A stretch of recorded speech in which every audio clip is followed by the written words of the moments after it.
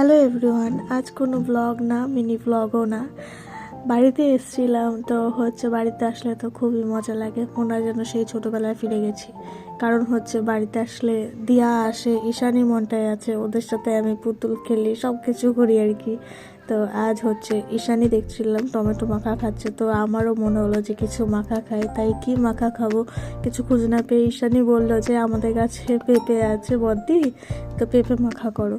তো পেঁপে মাখা করলাম, তো বাড়ির সবাই মিলেই খেলাম, বেশ ভালোই লাগলো। ছোটোখাটো আমাদের পেঁপে মাখা পিকনিক, দেখো না, এটাতেই খুব আনন্দ লাগে আর কি। বাড়িতে আসলে সবাই মিলে বেশ এইটুখানি খাওয়াতে মনে হয় কি কত আনন্দ।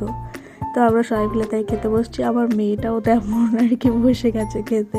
আমার বাবা মা সবাইকে নিয়ে নিয়েছি, এখন সবাই রিভিউ দিচ্ছে আর কি কেমন হয়েছে। তো সবাই বলছে যে খুব টেস্টি হয়েছে, আমার শুনটুও রিভিউ দেওয়ার চেষ্টা করছে যে কেমন হয়েছে।